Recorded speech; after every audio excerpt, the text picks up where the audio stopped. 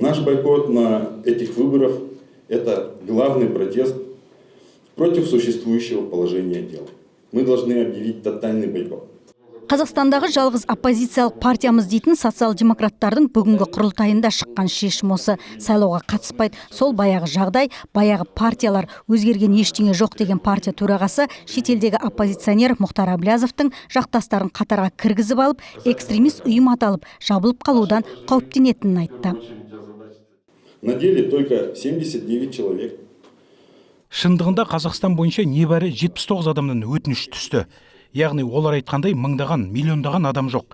Әр партияға қабылданбай тұрып, өз шартын қоя бастады. Осылайша шетелде отырған кураторының нұсқауын орындаса керек. Олардың шынайы пиғылы түсінікті. Бұл жалпыұлттық социал-демократиялық партиясының тізгінін алу.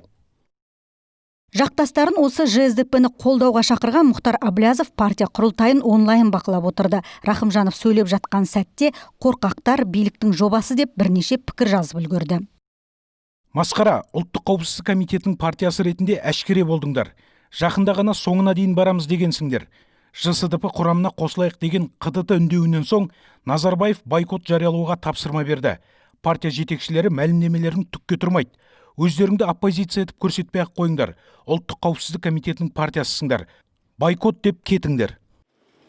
Бойкот ұсынысын 32 делегат қолдады. 5 адам қалыс қалды. 3-еуі қарсы дауыс берді. 3 адамның бірі партияның Семейдегі филиалын басқарады. Ол не де болса күресу керек еді дейді. Өкінішті енді саясқа қатыспаған. Ол не кілемге шығып күреспей жеңілдім деген ғой. Қалайда болса да күресуіміз керек еді. Енді съездің шешімі солай болды. Енді ары қарай жұмыс істейміз. Мен әлі кәрі емеспін, ары қарайда күресуге тырысамыз. ЖСДП-ні сынаушылар партия биліктің тапсырмасын орындайды дегенді бұған дейін де айтып жүрген. Бірақ социал-демократтар мұны жоққа шығарады. Бүгінгі бойкотты тарихи шешім деп атаған олар орынсыз айыптауға әзірміз дейді. Әлбетте айтады, сорақысын айтады. Біз де аянып қалмаймыз. Өйткені біздің де айтарымыз, біздің де уәжіміз, біздің де аргументіміз бар. Біз Мұхтар Әблязовтың түрлі провокациялар мен оның негізсіз айыптарына жауабымыз дайын.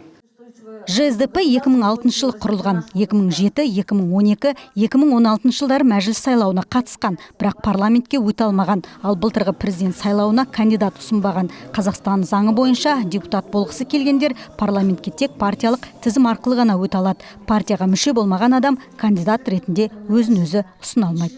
Әсемгүл Мұхитқызы, Ержан Амирханов, Азат Ньюс.